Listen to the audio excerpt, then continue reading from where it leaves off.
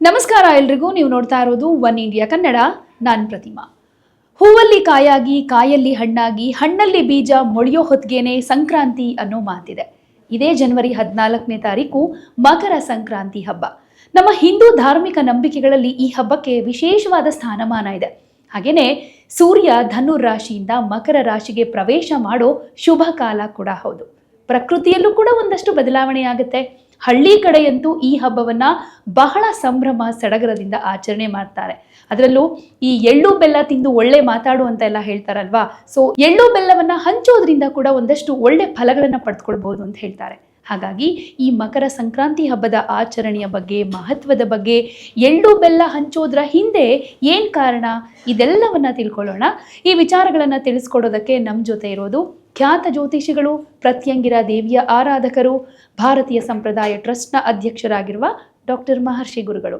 ಗುರುಗಳೇ ನಮಸ್ತೆ, ಕಾರ್ಯಕ್ರಮಕ್ಕೆ ಸ್ವಾಗತ. ಹರೇ ಶ್ರೀನಿವಾಸ, ಎಲ್ಲರಿಗೂ ಸಹ ನಮಸ್ಕಾರಗಳು. ಗುರುಗಳೇ, ಮಕರ ಸಂಕ್ರಾಂತಿ ಹಬ್ಬ, ನನ್ನ ಮೊದಲನೇ ಕ್ವಶನ್ ಏನಂದ್ರೆ, ತುಂಬಾ ಮಂದಿಗೆ ಒಂಚೂರು ಕನ್ಫ್ಯೂಷನ್ಸ್ ಇದೆ. ಈ ಬುಧವಾರನ ಹಬ್ಬ ಅಥವಾ ಗುರುವಾರನ ಅಂತ. 14ನೇ ತಾರೀಕು ಅನ್ನೋದು ಹೌದು. ಸೊ ಬುಧವಾರನೂ ಕೂಡ ಇದೆ, ಒಳ್ಳೆ ದಿನ ಅಂತ ಹೇಳ್ತಾರೆ. ಹಾಗೆ ಇನ್ನೊಂದು ಕಡೆ ಎಲ್ಲೋ ನೋಡಿದೆ, 23 ವರ್ಷ ಆದಮೇಲೆ ಈ ಹಬ್ಬ ತುಂಬಾ ಸ್ಪೆಷಲ್ ಅನ್ನಿಸ್ಕೊಳ್ಳುತ್ತೆ, ಯಾಕೆಂದ್ರೆ ಅವತ್ತೇ ಏಕಾದಶಿ ಕೂಡ ಇದೆ ಅಂತ ಹೇಳ್ತಿದ್ದಾರೆ. ಸೊ ಯಾವತ್ತು ಹಬ್ಬ ಮತ್ತೆ ಆಚರಣೆ ಹೇಗೆ ಅಂತ ತಿಳಿಸ್ಕೊಡ್ತೀರಾ? ನೋಡಿ, ಯಾವಾಗಲೂ ಅಷ್ಟೇ, ಒಂದಷ್ಟು ಹಬ್ಬದ ವಿಚಾರಗಳಲ್ಲಿ ಬಂದಾಗ ಒಂದಷ್ಟು ತಿಥಿ ಮತ್ತು ಒಂದಷ್ಟು ನಕ್ಷತ್ರಗಳ ಲೆಕ್ಕಾಚಾರ, ಒಂದಷ್ಟು ಗ್ರಹಗಳ ಬದಲಾವಣೆಯಿಂದ ಒಂದಷ್ಟು ಪ್ರಕೃತಿಯಲ್ಲಿ ಬದಲಾವಣೆ ಆಗುತ್ತೆ. ಒಂದಷ್ಟು ಹಬ್ಬ ಹರಿದಿನಗಳ ವಿಚಾರದಲ್ಲಿ ಒಂದಷ್ಟು ಗೊಂದಲಗಳು ಉಂಟಾಗುವಂಥದ್ದು ಸಹಜವಾಗಿರುತ್ತೆ. ನೋಡಿ, ಎಲ್ಲರಿಗೂ ಸಹ ಕೆಲವರು 14ನೇ ತಾರೀಕು ಮಾಡಬೇಕಾ ಅಥವಾ 15ನೇ ತಾರೀಕು ಮಾಡಬೇಕಾ ಅನ್ನೋಂಥ ಆಲೋಚನೆಯಲ್ಲಿ ಬಹಳಷ್ಟು ಇರ್ತಾರೆ. ಆದರೆ ಈ ಸತಿ ಧನುರ್ರಾಶಿಯಿಂದ ಮಕರ ರಾಶಿಗೆ ಬದಲಾವಣೆ ಆಗ್ತಾ ಇರುವಂತಹದ್ದು ಸಮಯ ಅಂದರೆ ಮಧ್ಯಾಹ್ನ 3 ಗಂಟೆ ಮೇಲೆ ರವಿ. ಹಾಗಾಗಿ ಈ ರವಿಗ್ರಹ ಬದಲಾವಣೆಯಿಂದ ಉತ್ತರಾಯಣ ಪುಣ್ಯಕಾಲ ಪ್ರಾರಂಭ ಆಗುತ್ತೆ. ಇಷ್ಟು ದಿನ ದಕ್ಷಿಣಾಯನದಲ್ಲಿ ಇರ್ತೀವಿ. ಉತ್ತರಾಯಣಕ್ಕೆ ಈ ಧನುರಾಶಿಯಿಂದ ಮಕರ ರಾಶಿಗೆ ಹೇಗೆ ರವಿ ಬದಲಾವಣೆ ಆಗುತ್ತೋ ಅದನ್ನು ಸಂಕ್ರಮಣ ಅಂತೇವಿ, ಮತ್ತು ಮಕರ ಸಂಕ್ರಾಂತಿ ಹಬ್ಬದ ರೀತಿಯಲ್ಲಿ ಆಚರಣೆ ಮಾಡುವಂಥದ್ದು ನಾವು ನೋಡಬಹುದಾಗಿದೆ. ಹಾಗಾಗಿ ಈ ಬಾರಿ ಬಂದಿರುವಂಥದ್ದು 14ನೇ ತಾರೀಕು 3 ಗಂಟೆ ಮೇಲೆ ಏನು ಪ್ರಾರಂಭ ಆಗೋದ್ರಿಂದ ಉತ್ತರಾಯಣ. ಹಾಗಾಗಿ ಹಬ್ಬದ ಆಚರಣೆ 15ನೇ ತಾರೀಕು ಮಾಡಬೇಕಾಗುತ್ತೆ. ಈ 14ನೇ ತಾರೀಕು ಏನು ಮಾಡಬಹುದು ಅಂತ ಹೇಳಿದ್ರೆ, ನಾವು ಬೆಳಗ್ಗೆನೆ ಒಂದಷ್ಟು ಧನುರ್ಮಾಸದ ಪೂಜೆ ಪುನಸ್ಕಾರಗಳನ್ನು ಮಾಡಿ ಮುಗಿಸಿರ್ತೀವಿ. ಸಂಜೆ ನದಿ ಸ್ನಾನ ದಾನಕ್ಕೆ ಅತಿ ಶ್ರೇಷ್ಠವಾದಂತಹದ್ದು ಅಂತ ಹೇಳುತ್ತೆ. ಯಾಕಂತ ಹೇಳಿದ್ರೆ 14ನೇ ತಾರೀಕೆ ರವಿ ಬದಲಾವಣೆ ಆಗ್ತಾ ಇರೋದ್ರಿಂದ ಆ ದಿನನೂ ಸಹ ಸ್ನಾನಾದಿಗಳು ಏನಾದರೂ ನದಿ ತೀರದಲ್ಲಿ ಇತ್ತು ಅಂತ ಹೇಳಿದ್ರೆ ಅಲ್ಲಿ ನದಿ ತೀರದಲ್ಲಿ ಸ್ನಾನ ಮಾಡಿ ಹಿರಿಯರ ಪ್ರಾರ್ಥನೆ, ಸೂರ್ಯ ನಮಸ್ಕಾರವನ್ನು ಮಾಡಿಕೊಳ್ಳುವಂಥದ್ದು, ಮತ್ತು ಅದರ ಜೊತೆಗೆ ಒಂದಷ್ಟು ಏನಾದರೂ ವಸ್ತ್ರದಾನ ಆಗಬಹುದು, ಒಂದಷ್ಟು ಎಳ್ಳು ದಾನ ಮಾಡುವಂಥದ್ದು, ಪಿತೃಗಳ ಪ್ರಾರ್ಥನೆ ಮಾಡುವಂಥದ್ದು ಬಹಳ ಶ್ರೇಷ್ಠವಾದಂಥದ್ದಾಗಿರುತ್ತೆ. ನಾವು ಹಬ್ಬದ ಆಚರಣೆ ಸಂಕ್ರಾಂತಿ ಹಬ್ಬ ಮತ್ತು ಸುಗ್ಗಿ ಹಬ್ಬ ಅಂತ ನಾವು ಏನು ಹೇಳ್ತೀವಿ, 15ನೇ ತಾರೀಕು ಆಚರಣೆ ಬಹಳ ಅಗತ್ಯ ಇರುತ್ತೆ. ಓಕೆ, ಹಾಗಾದ್ರೆ 15ನೇ ತಾರೀಕು ಅಂದ್ರೆ ಗುರುವಾರನೇ ಇದರ ಆಚರಣೆ ಮಾಡಬೇಕು ಅಂತ? ಹೌದು, ಗುರುವಾರನೇ ಮಾಡಬೇಕಾಗುತ್ತೆ. ಓಕೆ, ಇನ್ನು ಹಬ್ಬ ಅಂತ ಬಂದಾಗ ಈ ಹಬ್ಬದಲ್ಲಿ ಎಳ್ಳು ಬೆಲ್ಲಕ್ಕೆ ವಿಶೇಷವಾದಂಥ ಸ್ಥಾನಮಾನ. ಯಾಕೆಂದ್ರೆ ಎಳ್ಳು ಬೆಲ್ಲ ಬೇರೆಯವ್ರ ಮನೆಗೆ ಬೀರಬೇಕು, ಒಳ್ಳೇದಾಗತ್ತೆ ಅಂತ.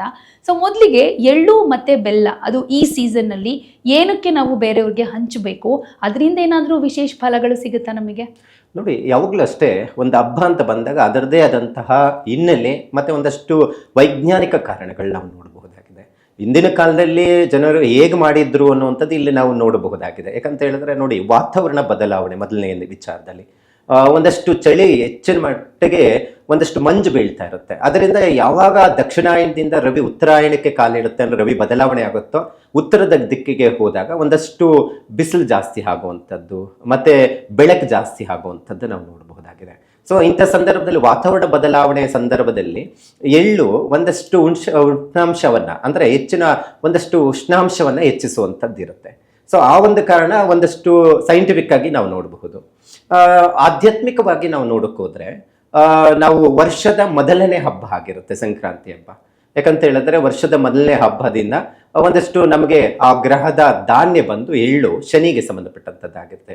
ರವಿ ಬದಲಾವಣೆ ಆದ ನಂತರ ಏನಾಗುತ್ತೆ ಅಂತ ಹೇಳಿದ್ರೆ ರವಿಯ ಸ್ಥಾನ ಬದಲಾವಣೆಯಿಂದ ಶನಿಯ ಸ್ಥಾನಕ್ಕೆ ಹೋಗುವಂಥದ್ದಿರುತ್ತೆ. ಆ ಸಂದರ್ಭದಲ್ಲಿ ಏನಾಗುತ್ತೆ, ಒಂದಷ್ಟು ಶನಿಯ ಪ್ರಭಾವದಿಂದ ಸರ್ವಯೋಗಕಾರಕ ಅಂತ ಹೇಳ್ತೀವಿ, ಶನಿಯನ್ನ ಆಯುಷ್ಯಕಾರಕ ಅಂತ ಹೇಳ್ತೀವಿ.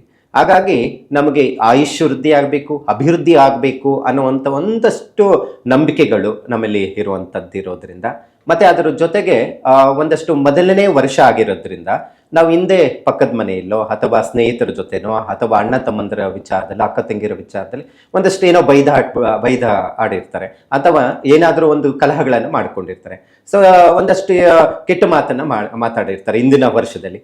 ಈ ವರ್ಷ ಆದ್ರೂ ವರ್ಷದ ಪ್ರಾರಂಭದಲ್ಲಿ ಎಳ್ಳು ಬೆಲ್ಲವನ್ನ ಕೊಟ್ಟು ಒಳ್ಳೆ ಮಾತನಾಡು ಅನ್ನುವಂಥದ್ದು ಒಂದಷ್ಟು ಸಂಕೇತ ಕಾರಣಕ್ಕೂ ಇದನ್ನ ಆಚರಣೆಗೆ ಬಂದಿರುವಂಥದ್ದಿದೆ. ಆಮೇಲೆ ಇನ್ನೊಂದು ಮಾತಿದೆ ಗುರುಗಳೇ, ಅಂದರೆ ಹಿಂದಿನ ಕಾಲದಿಂದ ನಡ್ಕೊಂಡು ಬಂದಿರೋ ಪದ್ಧತಿ ಕೂಡ ಹೌದು.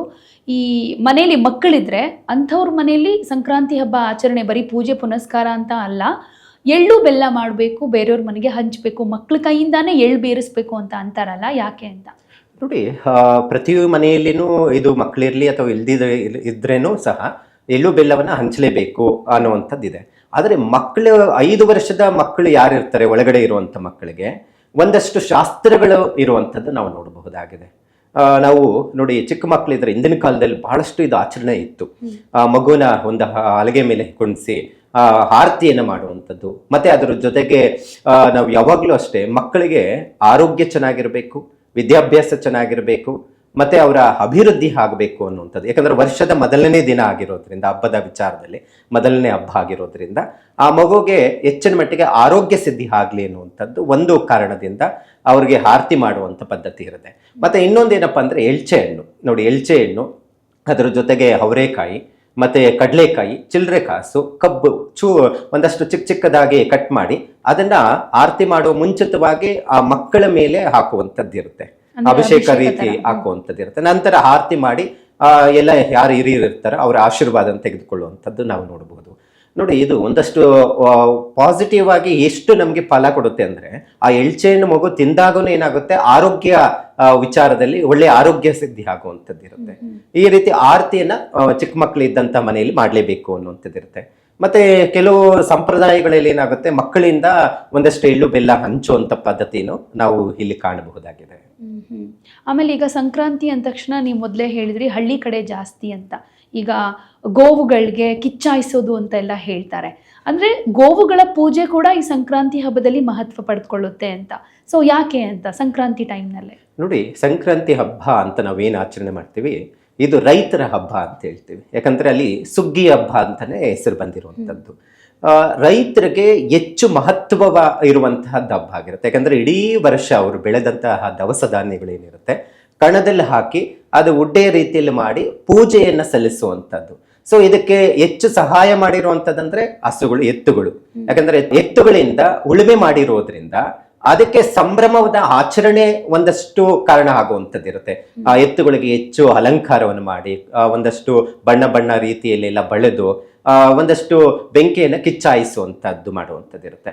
ಇದರಲ್ಲಿ ಒಂದಷ್ಟು ಸೈಂಟಿಫಿಕ್ ಆಗಿ ಆಧಾರಗಳನ್ನು ನಾವು ಇಲ್ಲಿ ನೋಡಬಹುದಾಗಿದೆ. ನೋಡಿ, ಕೆಸರಿನಲ್ಲೆಲ್ಲ ಓಡಾಡಿರುವಂತದ್ದು, ಹಸುವಿನ ಗೊರಸುಗಳಲ್ಲಿ ಒಂದಷ್ಟು ಪೊಂಗಸ್ ರೀತಿಯಲ್ಲಿ ಬಂದಿರುವಂತದ್ದು ನಾವು ನೋಡ್ತೀವಿ. ಸೊ ಇದೆಲ್ಲವೂ ಆ ಬೆಂಕಿಯ ಮೇಲೆ ಕಿಚ್ಚಾಯಿಸಿದಾಗ ಅದೆಲ್ಲವೂ ಹೋಗುವಂಥದ್ದಿರುತ್ತೆ. ಇದೊಂದಷ್ಟು ವೈಜ್ಞಾನಿಕ ಕಾರಣಗಳು ಆಗಿರುವಂಥದ್ದಿರುತ್ತೆ. ಮತ್ತೆ ಒಂದಷ್ಟು ಸಂಭ್ರಮದಿಂದ ಆಚರಣೆ ಮಾಡುವಂಥದ್ದು ಇದೊಂದು ಹಳ್ಳಿಗಾಡಿನಲ್ಲಿ ಬಂದಿರುವಂಥದ್ದು, ಹಸುಗಳಿಗೆ ಕಿಚ್ಚಾಯಿಸುವಂತಹ ಹಬ್ಬ ರೀತಿಯಲ್ಲಿ ಆಚರಣೆ ಮಾಡುವಂಥದ್ದು ನಾವು ಇವತ್ತಿಗೂ ಕಾಣ್ತಾ ಇದ್ದೀವಿ. ಹಿಂದೆ ಬಹಳಷ್ಟು ಸಂಭ್ರಮ ಇತ್ತು. ಈಗಿನ ಸಂದರ್ಭದಲ್ಲಿ ಒಂದಷ್ಟು ಕಾಲಕ್ರಮೇಣ ಕಡಿಮೆ ಆಗ್ತಾ ಬಂದಿರುವಂಥದ್ದು ಘಟನೆಗಳನ್ನ ನಾವು ನೋಡ್ತಾ ಇದ್ದೀವಿ. ಆಮೇಲೆ ಈಗ ಸಂಕ್ರಾಂತಿ ಅಂದ್ರೆ ನಮ್ಮ ಕರ್ನಾಟಕದವರು ಸಂಕ್ರಾಂತಿ ಅಂತ ಆಚರಣೆ ಮಾಡ್ತಾರೆ. ಒಂದೊಂದು ಭಾಗದಲ್ಲಿ ಒಂದೊಂದು ವಿಶೇಷತೆ ಇರುತ್ತೆ. ಆಂಧ್ರ ಆಗಿರ್ಬೋದು, ಈಗ ತಮಿಳ್ನಾಡಿನಲ್ಲಿ ಪೊಂಗಲ್ ಅಂತೆಲ್ಲ ಆಚರಣೆ ಮಾಡ್ತಾರೆ. ಬೇರೆ ಬೇರೆ ಸ್ಥಳಗಳಲ್ಲಿ ಬೇರೆ ಬೇರೆಯಾದಂತಹ ಆಚರಣೆಗಳಿರುತ್ತಲ್ಲ, ಯಾಕೆ ಈ ಸಂಕ್ರಾಂತಿಗೆ? ನೋಡಿ, ನಮ್ಮ ಭಾರತನೇ ಹಾಗೆ ಒಂದೊಂದು ಪ್ರದೇಶದಲ್ಲಿ ಒಂದೊಂದು ರೀತಿಯಲ್ಲಿ ಆಚರಣೆ ಮಾಡುವಂಥದ್ದು ಪದ್ಧತಿಯನ್ನು ನಾವು ನೋಡ್ಬೋದು. ನಮ್ಮ ಪಕ್ಕದ ಆಂಧ್ರದಲ್ಲಿ ನಾವು ನೋಡೋಕೆ ಹೋದ್ರೆ ಪೆದ್ದ ಪಂಡಗ ಅಂತ ಅಂದ್ರೆ ದೊಡ್ಡ ಹಬ್ಬ ರೀತಿಯಲ್ಲಿ ಆಚರಣೆ ಮಾಡುವಂಥದ್ದು. ಇನ್ನು ನಮ್ಮ ತಮಿಳುನಾಡಿನ ಕಡೆ ಹೋದಾಗ ಮನೆ ಮುಂದೆ ಒಂದು ಒಲೆಯನ್ನು ಇಟ್ಟುಬಿಟ್ಟು 4 ಕಬ್ಬಿನ ಜಲ್ಲೆಗಳನ್ನು ಇಟ್ಟು ಅಲ್ಲಿ ಪೊಂಗಲ್ ಆಚರಣೆ ಮಾಡುವಂಥದ್ದು, ಪೊಂಗಲ್ ಹಬ್ಬ ಅಂತ ಪೊಂಗಲನ್ನು ಮಾಡಿ ಸಂಭ್ರಮ ಆಚರಣೆ ಮಾಡುವಂಥದ್ದು ನಾವು ನೋಡ್ತಾ ಇದ್ದೀವಿ. ಅಕ್ಕಿ ಮತ್ತೆ ಅದರ ಜೊತೆಗೆ ಹೆಸರು ಬೇಳೆ ಬೆಲ್ಲವನ್ನು ಹಾಕಿ ದೇವರಿಗೆಲ್ಲ ನೈವೇದ್ಯ ಮಾಡಿ ಪೊಂಗಲ್ ಆಚರಣೆ ಮಾಡುವಂಥದ್ದು ಕಾಣಬಹುದು. ಇನ್ನು ಅದ್ರ ಜೊತೆಗೆ ಕೇರಳ ಕಡೆ ನಾವು ಹೋದಾಗ ಮಕರ ಜ್ಯೋತಿ ಹಬ್ಬ ಅಂತೇಳಿ ಆಚರಣೆ ಮಾಡ್ತಾ ಇರ್ತಾರೆ. ನಮ್ಮ ಕರ್ನಾಟಕದಲ್ಲಿ ಬಂತು ಅಂದ್ರೆ ಎಳ್ಳು ಬೆಲ್ಲವನ್ನ ಬೀರುವಂಥದ್ದು, ಹೆಚ್ಚು ಮಹತ್ವವನ್ನು ಕೊಡ್ತೀವಿ. ಮತ್ತೆ ಹಸುಗಳು ಕಿಚ್ಚಾಯಿಸುವಂಥದ್ದಾಗಬಹುದು, ಅಥವಾ ಮನೆಯಲ್ಲಿ ಮಾಡುವಂಥದ್ದು ಒಂದಷ್ಟು ಅಡುಗೆಗಳ ಸಂಪ್ರದಾಯದಲ್ಲಿ ಮಾಡುವಂಥದ್ದು ಪೂಜೆ ಪುನಸ್ಕಾರಗಳಾಗ್ಬೋದು. ಮತ್ತೆ ಪೂಜೆ ಪುನಸ್ಕಾರಗಳಂತ ಬಂದಾಗ ಸೂರ್ಯ ಆರಾಧನೆ ಮಾಡುವಂಥದ್ದಾಗ್ಲಿ, ಮತ್ತೆ ಧಾನ್ಯ ಲಕ್ಷ್ಮಿ ಪೂಜೆ ಮಾಡುವಂಥದ್ದು, ಇದು ಒಂದಷ್ಟು ಸಂಪ್ರದಾಯಗಳು ನಮ್ಮ ಕರ್ನಾಟಕದಲ್ಲಿ ಇವತ್ತಿಗೂ ಉಳ್ಕೊಂಡಿದೆ. ಒಂದಷ್ಟು ಹಳ್ಳಿಗಾಡಿನಲ್ಲಿ ಹೆಚ್ಚಿನ ಮಹತ್ವವನ್ನು ಕೊಡುವಂಥದ್ದು ಇಲ್ಲಿ ಕಾಣಬಹುದಾಗಿದೆ. ಇನ್ನು ಗುರುಗಳೇ, ಸೂರ್ಯನ ಪಥ ಬದಲಾವಣೆ, ಅದರಲ್ಲೂ ಈ ಉತ್ತರಾಯಣ ಪುಣ್ಯಕಾಲ ಅಂತ ಹೇಳ್ತಾರೆ. ಅಂದ್ರೆ ಈ ಪುಣ್ಯಕಾಲ ಅಂದ್ರೆ ಯಾವ ರೀತಿ ಪುಣ್ಯ, ಅದರ ಫಲಗಳೇನು, ಮನೇಲೇ ಆಚರಣೆ ಮಾಡಬೇಕು ಈ ಒಂದು ಸಂದರ್ಭದಲ್ಲಿ, ಅಂದ್ರೆ ಪಥ ಬದಲಾಯಿಸುವಂತ ಟೈಮ್ನಲ್ಲೇ ಮನೇಲಿ ಯಾವ ರೀತಿ ಪೂಜೆ ಪುನಸ್ಕಾರಗಳನ್ನ ಮಾಡಬೇಕು? ನೋಡಿ, ಸಂಕ್ರಾಂತಿ ಹಬ್ಬದ ವಿಚಾರದಲ್ಲಿ ಬಂದಾಯಿತು ಅಂತ ಹೇಳಿದ್ರೆ ಮಾಡಲೇಬೇಕಾದಂಥ ವಿಧಿವಿಧಾನಗಳು ಅನ್ನುವಂಥದ್ದು ಇದೆ. ಒಂದು, ಸೂರ್ಯ ನಮಸ್ಕಾರವನ್ನು ಮಾಡುವಂಥದ್ದು, ಧಾನ್ಯ ಲಕ್ಷ್ಮಿ ಪೂಜೆಯನ್ನು ಮಾಡುವಂಥದ್ದು ಹೆಚ್ಚು ಮಹತ್ವವನ್ನು ಕೊಡಬೇಕು ಅಂತ ಹೇಳುತ್ತೆ. ಮತ್ತೆ ಗೋ ಪೂಜೆ ಮಾಡುವಂಥದ್ದು, ಮತ್ತೆ ಎಳ್ಳು ಬೆಲ್ಲವನ್ನು ಬೀರುವಂಥದ್ದು, ಹೆಚ್ಚು ದಾನಕ್ಕೆ ಮಹತ್ವವಿರುವಂಥದ್ದು ಹಬ್ಬ ಆಗಿರುತ್ತೆ.